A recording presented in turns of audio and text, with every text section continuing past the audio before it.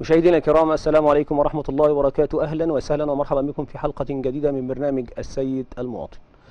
الحقيقة قبل ما نبدأ حلقتنا النهاردة، قناة الصحة والجمال وأسرة قناة الصحة والجمال تتقدم بالعزاء لضحايا مرضى ضمور العضلات. الأستاذة نورس إسلام من تونس، مريضة ضمور عضلات 27 سنة، توفاها الله أول أمس يوم 20/7. وكان أيضا الأستاذ درويش ماهر من الإسكندرية برضو مريض ضمور عضلات، توفاه الله. دي قدامنا على الشاشة الأستاذة نورس إسلام من تونس، أول امبارح توفاها الله بسبب مرض ضمور العضلات. بعد كده معانا ده على الشاشة دلوقتي درويش ماهر من اسكندرية، شاب وكان متزوج عليه رحمة الله، من اسكندرية برضو، توفي بسبب مرض ضمور العضلات. ومعانا بعد كده أحمد من القاهرة، كذلك توفاه الله بالأمس برضو بسبب مرضى ضمور العضلات. فقناة الصحة والجمال وأسرة قناة الصحة والجمال ومدير قناة الصحة والجمال ومدير البرامج وكل أسرة قناة الصحة والجمال تتقدم بالعزاء لأهالي مرضى ضمور العضلات. مشاهدينا الكرام، النهاردة هنتكلم عن حقوق الزوجة ذات الإعاقة، المرأة المتزوجة، حقوقها في القانون. القانون الجديد هيديها حقها ولا لا؟ في حاجات كتير قوي هنتكلم عن حقوق المرأة ذات الإعاقة المتزوجة. هيشرفنا النهارده بحضور الكريم الأستاذة سلوى غانم، مدير عام بجامعة الزقازيق. أهلا وسهلا بحضرتك. وفي الجانب الآخر هيشرفنا الأستاذ السيد القاضي بالمعاش وزوج الأستاذة سلوى. أهلا وسهلا، شرفتونا. الله يخليك. بجد احنا يعني مبسوطين جدا ان حضرتك معانا النهارده. نبدا مشاهدينا الكرام بالاستاذ سلوى. استاذ سلوى، يعني احنا دلوقتي هنتكلم عن المراه ذات الاعاقه المتزوجه، حقوقها. هل القانون الحالي بيديها حقها؟ هل القانون اللي لسه بيتعمل دلوقتي في مجلس الشعب اداها حقها؟ وايه موضوع الجمع ما بين المعاش والمعاش الموروث وايه والراتب؟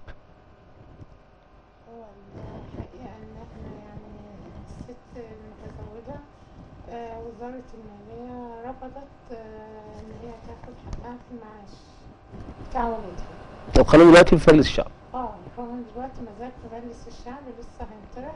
بس وزارة المالية رفضت. هم راحوا اتناقشوا مع وزارة المالية، فوزارة المالية وافقت بالكل، حتى المعاق المتزوج ياخد المعاش، لكن المعاقة المتزوجة ما تاخدش، وده مخالف للدستور.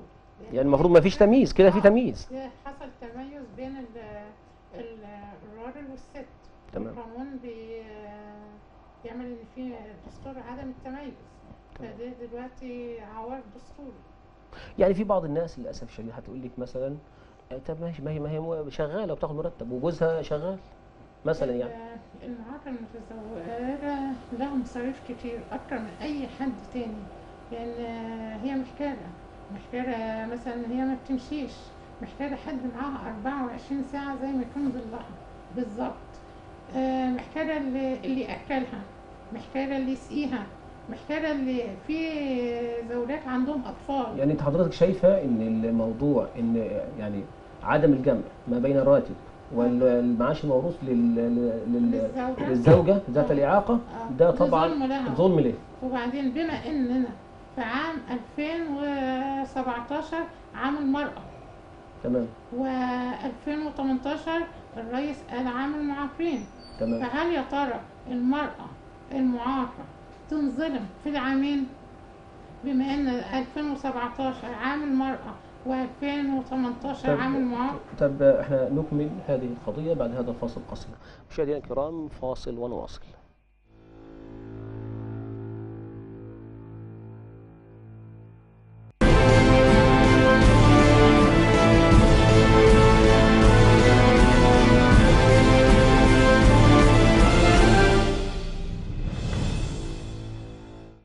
مشاهدينا الكرام، ورجعنا لكم بعد الفاصل القصير، واليوم نناقش حقوق المرأة ذات الإعاقة التي تزوجت.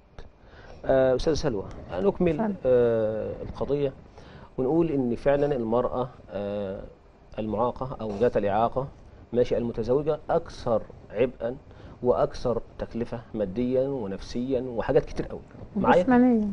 تمام. وبما انها امرأة وضعيفة في نفس الوقت، يعني هم جمعة ضعاف، يعني امرأة وضعيفة. تمام. وزارة المالية رفضت ليه؟ بتقول مفيش فلوس. هي دافعة المعاقة المتزوجة. اللي انا سمعته من نائبة في مجلس الشعب قالت هي رفضت لان مفيش فلوس. هل يا ترى الفلوس خلصت على المعاقة المتزوجة؟ لا، وكم حالة اصلا في الجمهورية؟ وكم حالة متزوجة في الجمهورية؟ كم حالة؟ مين بيتزوج معاقة؟ الواحد لما بيروح يخطب واحدة بيقول انا عايز عينها خضراء وشعرها اصفر وده وده. امال بقى الواحد لما يتجوز واحدة معاقة يقول له شيلي الليلة انت؟ يعني انت كده مش عايز اي حد ده في اعباء تانية مثلا، معلش يعني، وخاصة كمان. مثلا الاعاقة الحركية مثلا. زي حضرتك دلوقتي ضمور عضلات وعلى وعلى كرسي متحرك. إعاقة حركية. يعني دلوقتي يعني اكيد عاوزة حد يساعدك. ده انا عايزة حد يسقيني، عايزة حد ينيمني على جنبي، عايزة حد يقومني وانا نايمة، يعني عايزة مش جوزي بس، ده انا عايزة كمان واحدة تراعيني في البيت، تبقى معايا متواصلة معايا. هجيب منين ده كله؟ تمام. معاش بابا. طب بابا دافع تأمينات ودافع ده، هو دافع تأمينات بقى للدولة. طب يدوني التأمينات كلها اللي بابا دفعها من يوم ما اتوظف. تمام. ده حقي، انا مش بطالب حق غيري، انا بطالب حقي على الدولة. وحقي بالنسبة، انا بقول للرئيس يا ريس انت دلوقتي بتقول ان احنا لنا حق وان الكل ظلمنا وانت هتجيب لنا حقنا. دلوقتي انا في عام المرأة، فين حقي يا ريس؟ فين حقي وانا زوجة؟ فين حقي دلوقتي وانا عامل معاك ل 2018؟ يبقى المرأة هي اللي تنظلم؟ لا، وخاصة كمان المرأة ذات الإعاقة المتزوجة. هي المتزوجة بس، يعني الراجل المتزوج ياخد. طب فين المساواة؟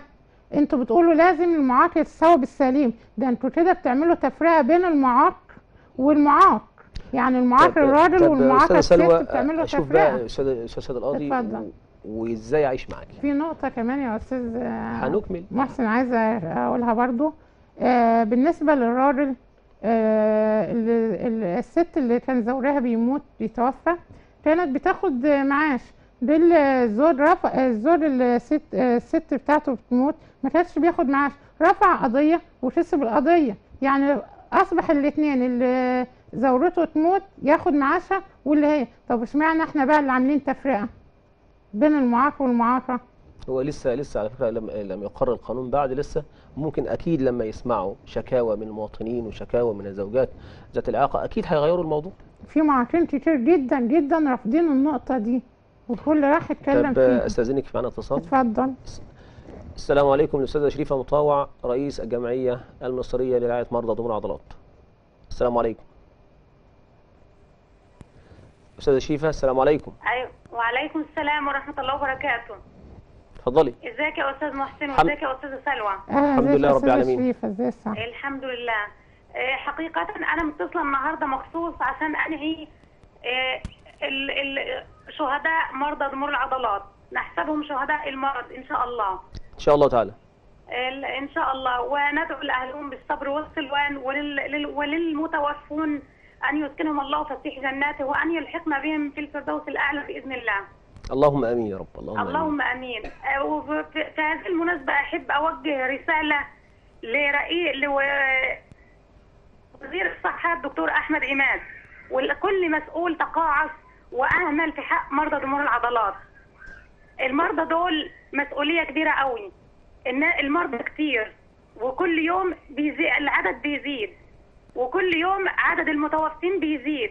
الى متى هذا الاهمال؟ إلى متى سيظل هؤلاء المرضى مهمشون ولا يحظوا بأي رعاية في الدولة؟ يعني أنا مش عارفة أتوجه لمين بالظبط. إحنا طرقنا جميع الأبواب بصفة الجمعية، مفيش مسؤول بفضل الله ما طرقناش على بابه عشان نوصل لحل. عايزين ننقذ ما تبقى من أشلاء المرضى، يعني الناس تحولت لجثث. يعني رسالة إلى كل مسؤول، من فضلكم نحن فئة من شعب مصر، زي ما علينا واجبات عارفينها وبنأديها، لنا حقوق. تمام. ناخدها من مين؟ الأستاذة شيفا، شرفتينا بجد بهذا الاتصال، والشعب المصري وقناة الصحة والجمال تنعي ضحايا مرضى ضمور العضلات. اللهم اغفر لهم وارحمهم، اللهم اسكنهم فسيح جناته. متشكرين جدا أستاذة شيفا. والله بجد يعني كل ما أتذكر الثلاثة اللي ماتوا امبارح وأول امبارح حقيقة يعني بصراحة مرضى ضمور العضلات اللي بيموت بيرتاح. احنا بنتمنى الموت لان البلد كلها مش واخده بالها مننا خالص. احنا بنتمنى الموت، انا بتمنى الموت من دلوقتي قبل بكره، لان مفيش لنا حق خالص. مرضى ضمور العضلات مش واخدين حقهم، في العربيات مش واخدين حقنا، في المواصلات مش واخدين حقنا. نبص نلاقي انا بمشي في قلب المطره وفي قلب كل الشمسه ومش واخده حقي. في نفس الوقت بيبقى في ناس راكبين العربيات، عربيات الشغل. مين اللي اولى بعربيات الشغل؟ انا يا معاقه ولا مثلا اللي هو هيقدر يجيب العربيه؟ في اي مؤسسه المديرين الكبار هم الاولى. هم الاولى مش المعاقين. لا، المفروض المعاقين هم اللي اولى، واولى من اي حد، اولى من الوزير واولى من رئيس الجمهوريه كمان. المعاق رئيس الجمهوريه ممكن يركب عربيه وممكن يقدر، لكن المعاق ما بيقدرش يركب عربيه. تمام. نتوجه للاستاذ السيد القاضي. اهلا وسهلا. معلش احنا يعني خدنا الوقت منك. يعني قول لي، يعني انت يعني اشتغلت انت على المعاش دلوقتي تمام كده، وقعدت وحتى ما كملتش اي شغل خاص، ماشي؟ ماشي، كان في شغل خاص بس قعدت عشان خاطر الاستاذه سلوى. تمام. انت النهارده عشان تجيب حد يساعدها يشتغل ياخد مرتبين مش مرتب واحد. يعني النهارده اللي بيخدم في البيوت ليه واحد وضعه وليه كيانه وليه مرتب، يعني مؤاخذة قدنا احنا الاثنين. تمام. فصعب انك تجيب حد وكمان ما يباتش معاك والشرط عليه، وممكن لا مؤاخذة يعمل حركات مش كويسة، يبقى انت عينك عليه دايما. فانا فضلت ان انا اقفل المحل واقعد جنبه افيد. تمام. انا دي مراتي هعرف اراعيها. يعني لما جه قلنا يمكن فتحة خير يعني، بس ان كل الناس هتاخد ما عدا الناس اللي هي المفروض هي اللي تاخد. لا هو بيقول لك يعني انت متزوجه، يعني ده المفروض بقى جوزها يصرف عليها يعني. يعني صحيح والله بجد. يعني متخيلين يعني الناس عندها ملايين يعني. طبعا اكيد. فانت شايف حضرتك يعني ايه اللي شايفه المفروض يتعمل للزوجه ذات الاعاقه المتزوجه؟ والله المفروض القانون يعني يبقى يعني يتوسع شويه والدوله تيجي على نفسها شويه، عشان الناس دي ما خدتش حقوقها من مئات السنين وهي مهمشه. وبعدين المرض بيزيد سعادتك والوضع بقى متأزم، واصلا ما فيش بحث علمي ولا لهم مستشفى ولا لهم دار رعايه. في ناس مثلا زي الحالات دي اهاليهم بيموتوا ما بيلاقوش حد، بيموت في الشارع، بيقعد في الشارع نايم على الارض، نايم على اي حاجه، يشحت لقمه يشحت بتاع، هو بني ادم زيه زي اي حد، ممكن يكون احسن من حد. يعني هي ما شاء الله انا يوم ما تزوجت الحاجه سلوى انا كنت عايز واحده بتفهم، عايز مخ. تمام. انا مش عايز. ما حضرتك متزوجها وهي على كرسي متحرك؟ من حوالي من 7 سنين ولا اكتر. تمام. ما شاء الله عندها عزيمه واراده احسن مننا في اي حاجه بتحط بتسد فيها، بس لازم برضه في مراعاه شويه. تمام. ما يبقاش كله على كده.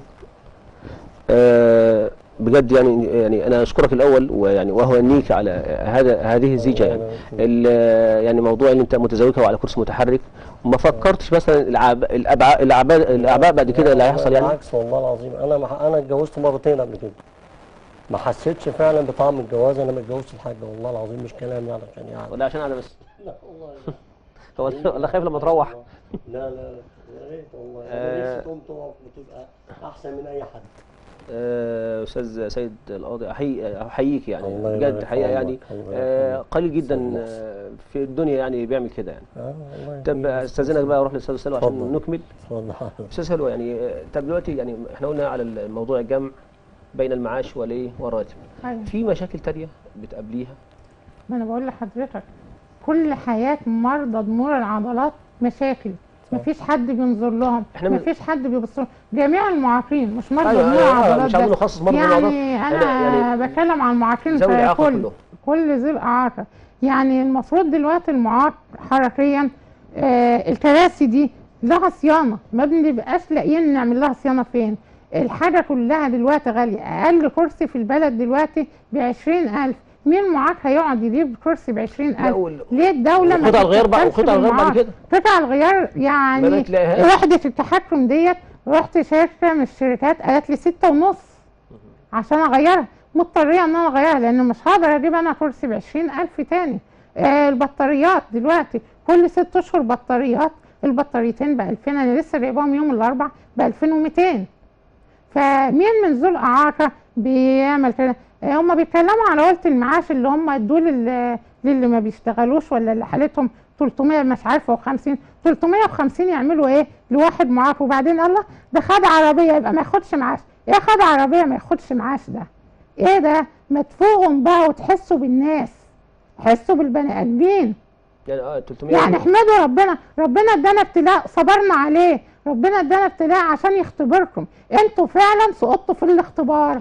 وللاسف الشديد كلنا مش مسؤولين فقط، بصراحة كلنا لا نشعر بالاخرين الا اذا مفيش حد فعلا بيشعر بالمرضى.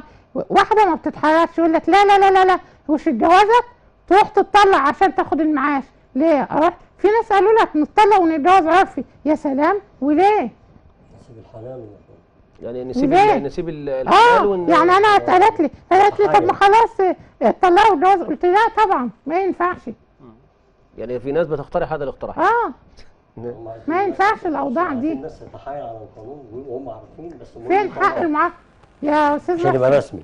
استاذ محسن، انا مش بطلب احسان ولا بطلب شفقه ولا بطلب عطف، انا بطلب حقي على الدوله. يا رئيس عبد الفتاح انا بطلب حقي، انت اللي هتجيب لنا حقنا. انا بقول لك انت اللي هتجيب لنا حقنا. انت جيت وقلت انتم ظلمتم وانت اللي حاسس بينا، لكن اللي تحت كلهم عمالين يقبصوا فينا، ما انا عارفه واخديننا على فين. كل واحد اولا القانون بتاع المعاقين ده كان اول قانون المفروض يطلع ويتنظر فيه في مجلس الشعب، لغايه دلوقتي بيتطبق فيه ايه؟ ما اعرفش هو فيه ايه. وبعدين في ظلم كمان، يعني مش كل المعاقين. يعني مثلا انا بابا كان موظف، انا ممكن كنت هاخد لو انا مش متجوزه زي ما هم بيقولوا مش متجوزين، ما في ناس اهلهم مش موظفه.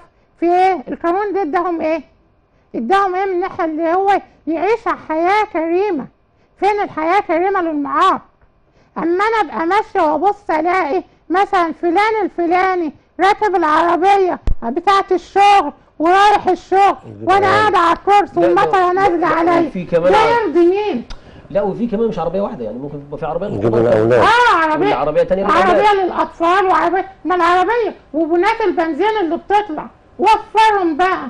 والحفلات اللي بتتعمل، والله الحفلات اللي انتوا بتعملوها دي لو وفرتوها للمعاقين، المعاقين هتاخد حقها يبقى احسن وهتتقابلوا مع ربنا، ربنا هيرضيكم. لكن كده انتوا ظلمتونا، احنا ربنا ابتلانا واحنا صبرنا. كل المعاقين ده انا امبارح واحد لما عرف ان انا هطلع على القناه قال لي ربنا يسترها معاكي يا ماما سلوى ارجوكي، انا مركب جهاز، الجهاز بيكلفنا قد كده، انا الجهاز دلوقتي وسع عليا لان خسيت، انا خسيت مش عارف اصلح الجهاز، مش عارف امشي. ما فيش حد بيحس بحد. وبعدين المفروض رئيس اللجنه بتاعت المعاقين المفروض يبقى معاق يحس بالمعاقين، مش معاق يقول لك ايه روحي اتصلي بالرئيس، روحي ابعتي للتل غرف للرئيس ما فيش ميزانيه، الميزانيه مش سامحه. طب انت مسكتها ليه لما انت هتقعد تقول لي الميزانيه مش سامحه؟ انت دخلتها ليه؟ دخلت عشان تاخد 35,000 كل شهر؟ ولا دخلت ليه بالظبط؟ ولا تاخد 3000 تروح تصيف بيهم بدل تصيف واحنا قاعدين مطحونين مش لاقيين اللي يعدلنا على جنبنا ولا اللي يسقينا بق ميه؟ كل المعاقين بالطريقه دي. حاجه غريبه قوي يا وفي حالات 4 في البيت. في حاجه غريبه قوي بستغرب لها، يعني ازاي انت من ذوي الاعاقه، ده الاخ بتاع مجلس الشعب او مجلس النواب، انت راجل من ذوي الاعاقه، انا عايز افهم حاجه واحده، انت مش حاسس بزمايلك؟ يا خلاص لا مستغرب يعني. لا اصل انت عايش الموقف نفسه. استاذ محسن، ما في فرق بين واحد مولود وبقه المعلقه الذهب وفي واحد يعني مطحون. وبعدين كمان في نقطه بيقول لك اللي يقبض معاش من اللي بيقبض 350 يبقى دخل باباه كذا ودخل، ما انت مالك ومال دخل ابوه، ماله ومال دخل. حسسه يا عم، خليه بني ادم، اديله حاجه تبقى هو يحس ويشعر بنفسه. صح. ليه بتعاملوا الناس دي الضعفاء بالطريقه دي؟ ده الرسول وصى عليهم وربنا موصى على الضعيف. للاسف الشديد هتتحاسبوا ان شاء الله. وانا ما بقولش الا في البرنامج حسبنا الله ونعم الوكيل في كل مسؤول بيتعامل مع المعاقين نظره، يعني مفيش بعد كده. فوقهم بقى، اصحوا. هو يعني حتى كمان للاسف الشديد حتى لو ربنا ابتلاه بالمرض برضه هيروح يتعالج، صح؟ احنا المشكله نروح فين احنا بقى؟ صح ليه؟ يعني احنا يعني المعاقين كلهم او ذوي الاعاقه كلهم الناس معظمهم على قد حالهم، معظمهم خدت بالك انت يعملوا ايه؟ يروحوا فين؟ يروحوا دلوقتي فين؟ قلت 3 ماتوا من ضمور عضلات والكل زعلان. يعني ده انا في 48 ساعه على النت ده الكل غير ايه؟ زعلان. ده اللي احنا عارفينه. انا اول واحده قلت لهم والله لو احنا نموت كلنا نرتاح من الظلم اللي احنا شايفينه في البلد. هتقولوا لي البلد، لا انا مش بقول البلد مليانه خير، بس انتوا ده على الحفلات وده على التمثيليات وده على الافلام. بتفوقهم بقى، فوقهم بقى، حرام عليكم. في ناس بتموت، في ناس مش لاقيه البرشامه من المعاقين، في ناس مش لاقيه تاكل، في ناس مش لاقيه الكراسي، في ناس مش لاقيه الجهاز. في واحد والله العظيم ما لاقي السماعه يحطها على ودنه، سماعه من الناس اللي ما بيسمعوش. ايوه، ليه انت؟ وفين القانون اللي انتوا بتطلعوه؟ عمال انتوا طبخوه، ده هيطلع في شهر 4، ده في شهر 5، ده في شهر 6، لا في 7. طب بعد ما نرجع من التصيف تصيفوا على ايه؟ ايه اللي انتوا عملتوه يا بتوع مجلس الشعب؟ انا عايز اعرف بتوع مجلس الشعب عملوا ايه؟ ايوه معلش انا انهارت شويه. لا لان اللي احنا فينا ده حقك. هنكمل انا بعدها بتكلم على حقك، انا مش بستعطف حد. هنكمل بعدها بالاتصال ممكن؟ اتفضل. الاستاذ محمد الشافعي، السلام عليكم. السلام ورحمة الله وبركاته، ازيك يا استاذ محسن؟ الحمد لله رب العالمين، اخبارك؟ احيي حضرتك واحيي مشاهدينك واحيي الاستاذ سيد القاضي والاستاذ سلوى. الله يكرمك. ازيك يا استاذ محمد؟ ازيك يا استاذ؟ بقول لحضرتك يعني المشكلة كبيرة والله يا استاذ سيد ومحدش بيقف على حلها ابدا. ووزارة التضامن يعتبر وزارة رقم 1 في الفشل. ليه؟ لأنها ماشية بمنظومة غلط. موضوع التكافل وكرامة دي من البداية مشروع فاشل. بيروح لغير المستحقين فقط. تمام. ما بيروحش للمستحقين. عارف في ناس عندهم اراضي وناس مبسوطه وبتتحصل على المعاش. ناس غلابه كتير بيرنوا عليها ويقولوا لنا احنا لسه ما لم نتحصل على المعاش حتى الان. لحد دلوقتي ما حدش منهم تحصل على المعاش. فين بقى الكرامه؟ الوزاره فاشله ولا لا؟ فين الكرامه هنا؟ التضامن هي عارفه بكده، الدعم المادي بيجي لنا من بره من الخارج.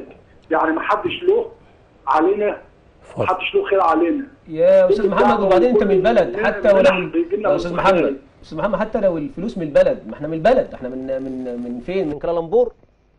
ماشي، احنا من مصر ولنا حق في كل حته في مصر، ولنا حق في كل اعانه، ولنا حق في كل حاجه. ومصر مليانه كلها خير. مصر خير بسم الله ما شاء الله. يعني بترول وده احلى بلد. حضرتك مثلا محتاج طرف صناعه ولا اخت عزيز عليها محتاجه كرسي لازم نتسول على الجمعيات او لازم يجي يعملوا علينا بحث، ليه ما يكونش تحت اشراف وزاره التضامن؟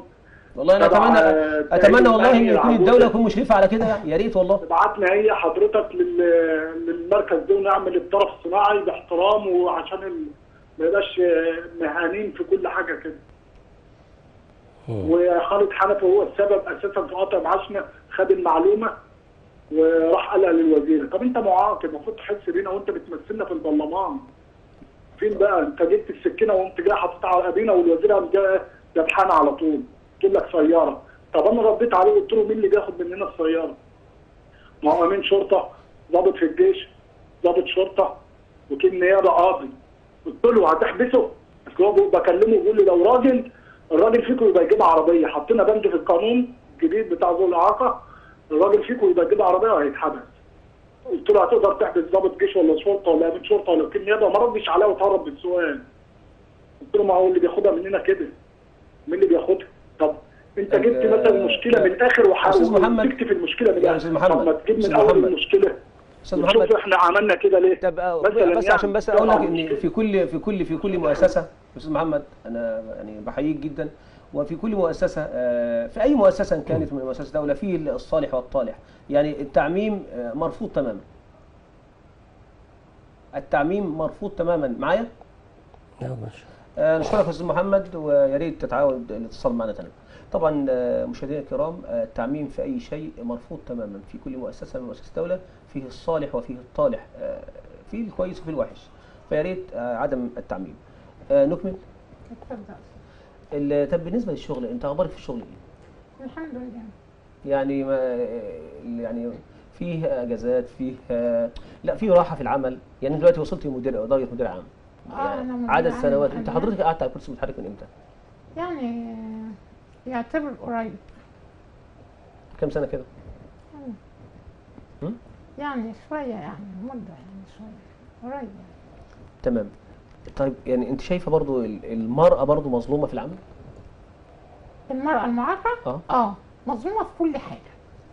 انت متحيزه قوي النهارده كده ليه؟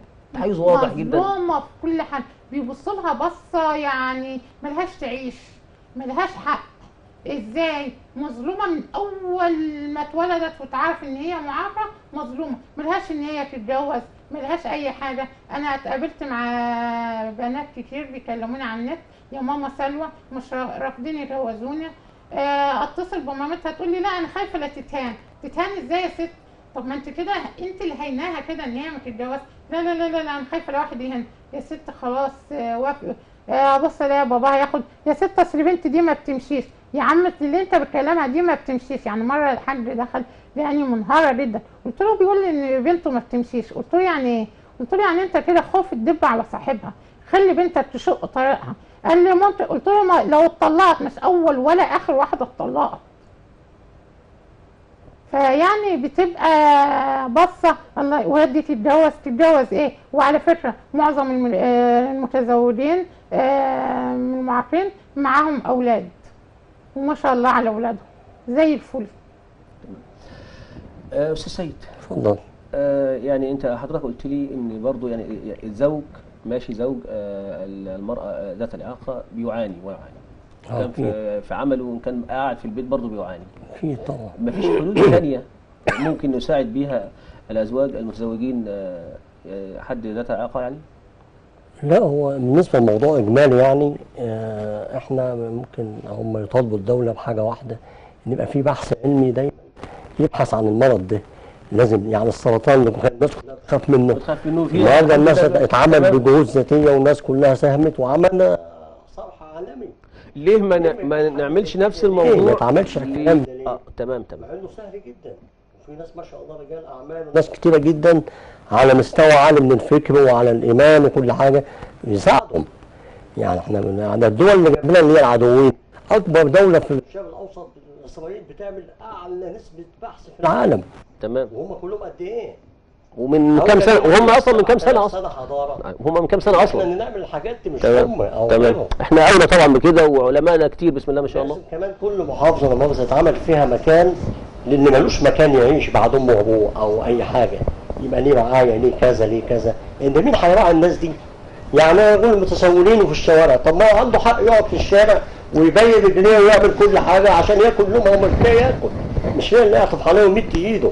تمام. ونرجع نقول المتسولين وشيلهم واسجنهم واحبسهم. طب انا لما احبسه، طب ما انا اعمل له عيشه كريمه عشان ما يطلعش الشارع يطلع يمد ايده للناس. تمام. بجد استاذ سيد، المره الاخيره انا احييك فعلا، وللاسف الوقت بيمر سريعا فعاوزين نكمل مع الاستاذ سلوى. معلش استاذنك نكمل مع الاستاذ سلوى عشان البرنامج خلاص وقته. الله يكرمك. استاذ سلوى، يعني في النهايه كده يعني في بعض المطالب عاوزه تطلبيها من اي مسؤول، تطلبي اي حاجه، في حاجات معينه عاوزه تتكلمي فيها؟ انا بطلب دلوقتي، انا ماليش دعوه باي حد، لان انا لما بتكلم مع اعضاء مجلس الشعب بيقولوا لي روح ابعت تلغراف للرئيس. انا بطلب من الرئيس، بقول له يا ريس انت الاب الكبير لنا وانت الاخ كمان، لان انا مش عايزه اكبرك، فيا ريت تراعينا زي ما قلت ان احنا انظلمنا. انت بتقول المرأة من عيني، والمرأة دي الام والاخت وكله، انت مش هيرضيك ان المرأة تنظلم وهو عامل مرأة ومعاقة تنظلم في وجود حضرتك.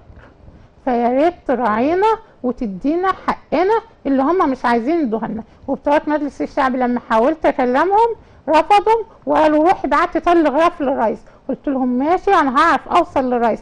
بعت لحضرتك تلغراف يا ريس، رد عليا مندوب من عند حضرتك قال خليها تبعت تلغراف تاني في كلمتين. فانا ما عرفتش يعني ابعت كلمتين ازاي، ان انا اقول ايه، لان الموضوع يطول شرحه بتاع الجمع بين المعاش وبين المرتب، وبعدين في مشاكل كتير للمعاقين. انا يعني المفروض اتكلم. وبعدين في نقطة كمان يا ريس، زي ما انت عامل للشباب يوم، يا ريت تعمل للمعاقين كمان يوم. المعاقين أحق من الشباب وأحق من أي حد. المعاقين المفروض يبقوا فوق القانون، مش حتى القانون يطبق عليهم، لأن المعاقين دول هم زي ما حضرتك قلت، وفعلا كلمتك صدقت، إن هم البركة بتاعت مصر. فأنت حضرتك ما يعني البركة بتاعت مصر المفروض اديهم يا ريس نظرة وما يتبهدلوش من الناس اللي طيب. تحت.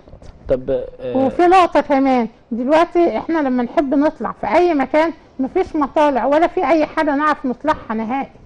ده بالنسبه للرمبات وبالنسبه للسلالم. أيوة. طب في المعاش مثلا، سن المعاش مثلا مش عايز تتكلمي فيه؟ العربيات مفيش عربيات خالص بنعرف نركبها. انا عشان اجي لحضرتك البرنامج جايبه عربيه على حسابي قد كده. يعني احنا دلوقتي معرفش اركب ميكروباص، معرفش اركب اتوبيس، وبعدين غير كده يعني سن المعاش زي ما حضرتك بتقول المفروض المعاقة تطلع سن المعاش 50 سنة، لأن هي مش هتوصل زي السليم. انتوا اشمعنى في دي موصلينها زي السليم وفي الحاجات التانيين تقولوا لأ مش زي السليم؟ أما يبقى في فلوس بدلات وده وإضافيات وحاجات من دي، لا المعاق ما ياخدش، لا المعاق ما يراقبش الامتحان ما ياخدش، لا المعاق أبصر ايه. طب اشمعنى في الحاجات دي المعاق ما ياخدش؟ واشمعنى لغايه ما يوصل 60 سنه تحطوه؟ انت عاوزه سن المعاش يبقى المفروض للمعاق يبقى قبل كده وياخد حقوقه كامله. يعني سن 50، ما انا معاق اهو، انا خلاص تعبت. تمام. يعني المعاق بيتعب، مش هيوصل زي السليم. اكيد طبعا اكيد. وبعدين المعاق طبعا يعني بيدي شغل اكتر من السليم والله. تمام. يعني معلش انا اشتغلت في كذا حته، يعني انا ما شاء الله اشتغلت في الهيئه العامه لقصور الثقافه، ومنها لجامعه الزقازيق، ومنها عملت انتداب لجامعه بورسعيد. بس بصراحه كان احلى ايام في حياتي هي جامعه بورسعيد. فللاسف مده الانتداب كانت تنتهي لمده 4 سنين لنا لاني انا درجه مدير عام ما ينفعش ان انا اتنقل جامعه بورسعيد، فرجعت تاني جامعه الزقازيق. ده الموضوع ده بهدله يعني. حضرتك لما جيت وبرجع وسايبه شقتي في بورسعيد وقاعده عند اختي، ومش عارفه انا بروح اقعد عند اختي. ما عرفتش انقل جامعه بورسعيد، انا دلوقتي رجعت عند اختي او باخد اجازه. تمام. بجد للاسف شديد الوقت مر سريعا كده، ويعني وشرفتوني والله الوقت معاك يعني ما شاء الله يكرمك. وان شاء الله يعني على وعد بلقاء. وبعدين انا مثلا يعني انا لو انا اتحمقت دي من اللي فينا وانا بكلم سلوى ده حق الريس، ده حق يا ريس ده حقنا. انت قلت قبل كده ده حقنا، وانا بطالب حق ومش بطالب من حد تاني، انا بطالبه منك يا ريس، لان انا عارفه ان قلبك حنين وانسان كويس وفاهم المعاق ظروفه ايه. تمام. استاذه سلوى شرفتينا النهارده. الله يسعدك. وبجد كان نفسي الوقت يطول. الله يبارك في حضرتك. مشكورين جدا يا استاذ سيد. محسن. مشاهدينا الكرام، يا ريت يعني احنا دلوقتي الوقت مر سريعا، وكنت اتمنى والله اقعد معاكم اكتر من كده. دلوقتي حقوق المراه ذات الإعاقة المتزوجة لها طلبات كتير قوي، وبعدين هم يعني عدد بسيط جدا في البلد. وحتى غير المتزوجة كمان، يعني المرأة بالذات كونها مرأة وإن هي ذات إعاقة، ده يعني حاجات كتير قوي بتسبب لها نفسيا وجسديا وماديا. يا ريت أحد المسؤولين يكون شايفنا النهارده ويشوف الطلبات بتاعت ذوي الإعاقة. طلبات بسيطة جدا، الناس محتاجة تعيش أبسط الحقوق، وده حقهم. مشاهدينا الكرام، أنا هدلنا طالب حقي، وهطلب من رئيس الجمهورية وهتصل بيه تاني وثالث ورابع لغاية ما أقدر أقابله عشان آخد حقي. بجد استاذ سلوى يعني نشكرك جدا النهارده، والوقت للاسف الشديد خلص. متشكرين جدا يا جماعه، شرفتونا، وان شاء الله على لقاءات اخرى كثيره ان شاء الله. مشاهدينا الكرام، للاسف الشديد الوقت مر سريعا، ودائما الاوقات الجميله تمر سريعا، والى ان التقي بكم الاسبوع المقبل اترككم في رعايه الله وامنه. السلام عليكم ورحمه الله وبركاته.